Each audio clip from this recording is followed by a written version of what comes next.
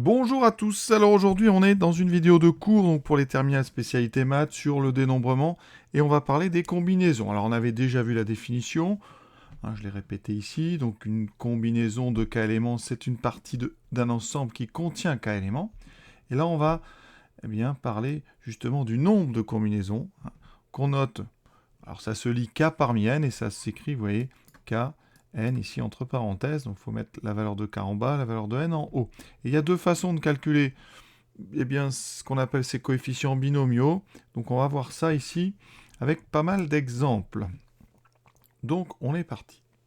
Tout de suite, les deux formules qui existent. Alors k parmi n, donc ça s'appelle un coefficient binomial, ça se lit k parmi n, je viens de le dire. Pour ça, il faut que k et n soient deux entiers naturels. Ils peuvent être nuls, d'accord, mais k doit être obligatoirement inférieur ou égal à n. D'accord. Eh bien, k parmi n, alors c'est des formules qui sont assez compliquées. Vous devez faire n multiplié par n-1, multiplié par donc n-2, n-3, etc., jusqu'à n-k plus 1. De façon à ce que dans ce produit, vous ayez, ça c'est important, k facteurs. En fait, c'est les k entiers inférieurs ou égaux à n, les 4 qui sont juste avant n, et n compris. Et ensuite, on divise par k factoriel. K factoriel, eh bien, c'est aussi k facteur, mais c'est les entiers de 1 jusqu'à k. D'accord. Donc un exemple tout de suite de cette formule. Si je considère 12, alors 12 c'est peut-être un peu gros, ça m'évite, je n'ai pas envie d'écrire trop, on va faire 5 parmi 12, eh bien ça va donner quoi? Donc je prends 12 fois 11, et je vais en écrire 5. Donc je vais faire fois 10, fois 9, fois 8. Autrement dit, j'ai fait 12 fois 12 moins 1, fois 12 moins 2, jusqu'à 12 moins 5 plus 1. Et 12 moins 5 plus 1, vous voyez, ça fait bien 8. Ce plus 1, il est là pour qu'on ait vraiment ici k facteur. Et on divise par k factoriel, c'est-à-dire ici 5 factoriel, donc par 5 fois 4 fois 3 fois 2 fois 1. Donc, ce qu'on remarque dans cette formule, c'est qu'en haut, eh bien, on a les 5 plus grands jusqu'à 12 et en bas les 5 plus petits. Donc c'est assez simple à utiliser. Évidemment, c'est des gros nombres quand même. Donc ça, c'est la première façon de calculer des coefficients binomiaux.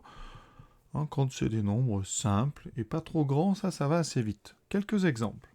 Vous choisissez 2 délégués parmi 30 élèves.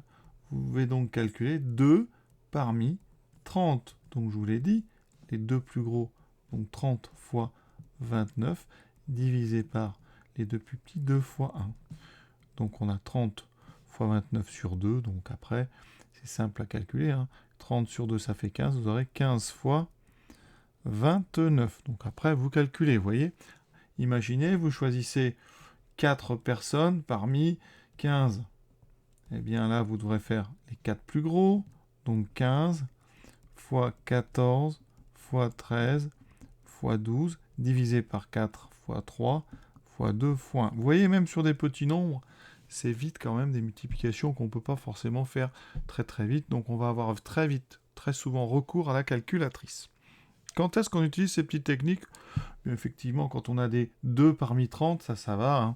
Si vous avez 2 parmi 15, ça va très vite aussi. Vous voyez, c'est 15 fois 14 sur 2 fois 1, donc sur 2.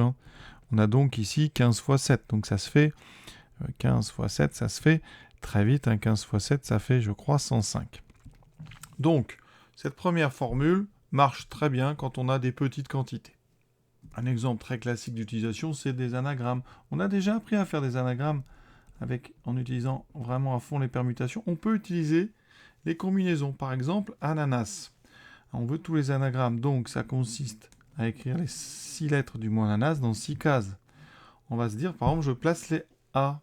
Plaçons les A. Donc ici, eh bien, je dois choisir 3 cases parmi 6. Donc, j'ai 3 parmi 6 façons de placer mes 3. Et une fois que j'ai placé mes 3, il me reste 3 cases dans lesquelles je peux placer, par exemple, mes 2n. Donc, je multiplierai par le nombre de façons de choisir 2 cases parmi 3. Et ensuite, le s va se mettre tout seul dans une case. Donc, vous voyez qu'on a des petits coefficients binomiaux. Donc, on peut les faire avec cette petite formule. Donc, 3 parmi 6, ça sera donc 6 fois 5 fois 4, les 3 plus grands, sur 3 fois 2 fois 1, multiplié par 2 parmi 3, qui fait 3 fois 2 sur 2 fois 1. Les deux plus grands sur les deux plus petits. Après, on simplifie un maximum. Et il ne nous reste pas grand-chose. Il nous reste 60. Vous voyez? Donc, on peut comme ça utiliser cette petite formule. Ça passe très bien pour des valeurs de k qui sont très faibles. Dans les démonstrations et dans les cas où k est très grand, cette formule n'est pas pratique. D'abord parce qu'il y a 3 petits points. Et donc, on a une autre façon d'exprimer ces coefficients binomiaux. La formule, c'est la suivante.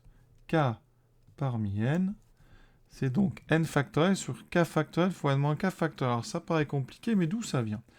Alors déjà, k parmi n, c'est n fois n moins 1 fois n moins 2, etc.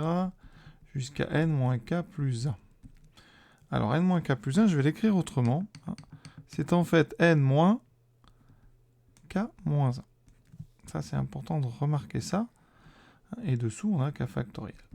On a donc en haut, eh bien, vous voyez, k facteur. Qu'est-ce qui me manque pour avoir tous les entiers de 1 à n? Eh bien, il me manque, et là, je vais rajouter. On rajoute, en fait, tous ceux qui manquent jusqu'à 1.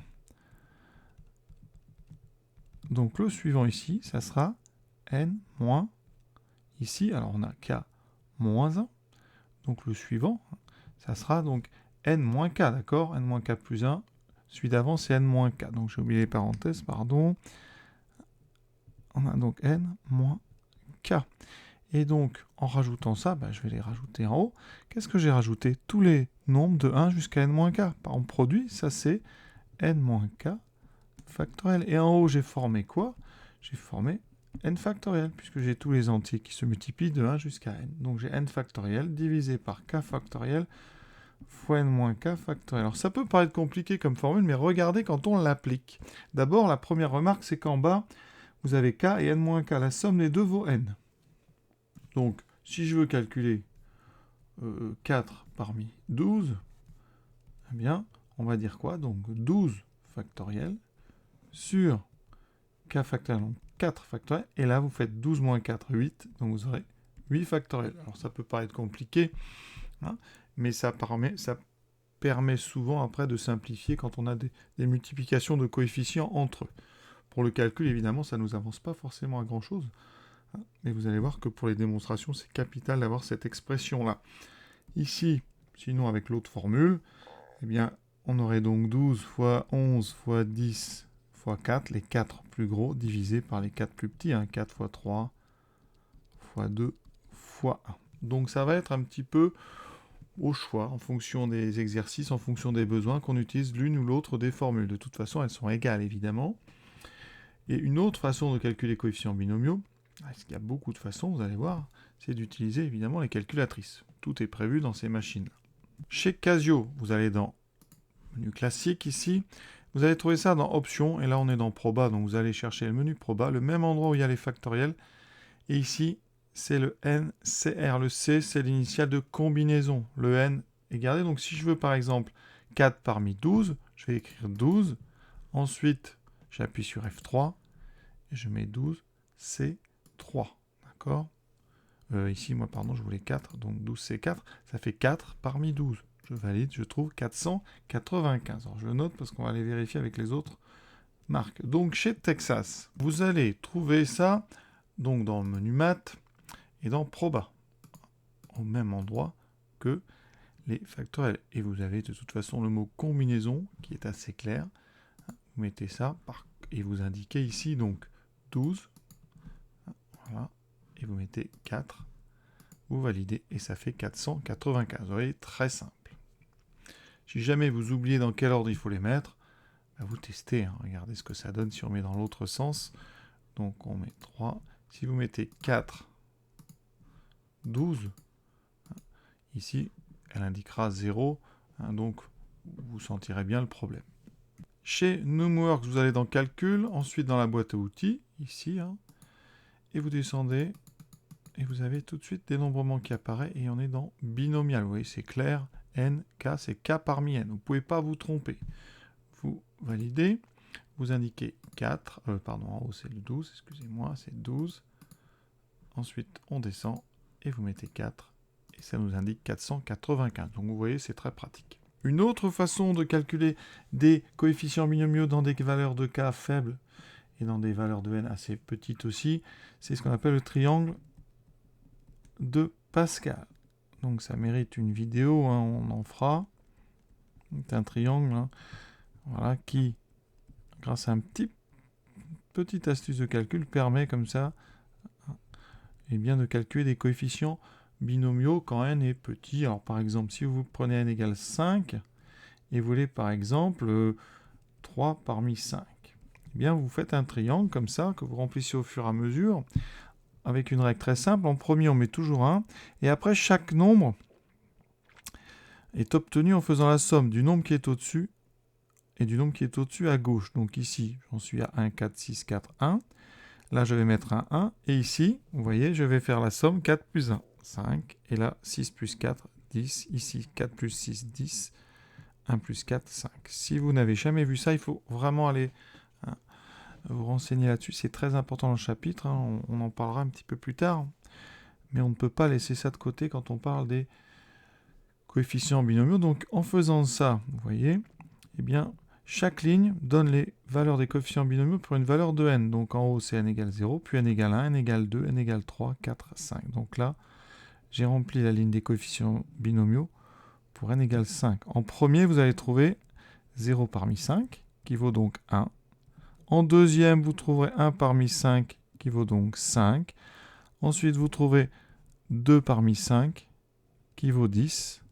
Et vous trouverez 3 parmi 5, c'est celui-là, qui vaut 10. Donc ouais, c'est une façon comme ça d'avoir très rapidement les coefficients binomiaux quand n est par exemple égal à 5, 6, même 7 ou 8, ça peut encore passer très vite. C'est un triangle qui se dessine très vite. Donc vraiment ça c'est à voir. Donc je vous invite à aller voir les vidéos d'après sur ce thème-là. Petite explication de la formule. Comment on peut la trouver très vite?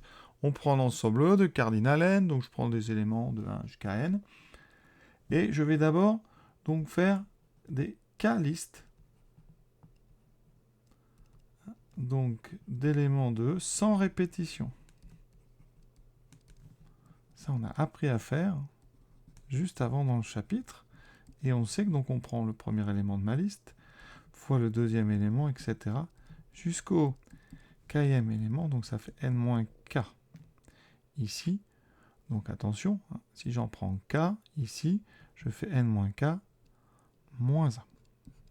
D'accord? Et vous voyez, quand on développe ça, quand on regarde, c'est ce qu'on a dans notre première ligne en haut. Le problème de faire une k-liste sans répétition, c'est qu'on a mis un ordre. D'accord?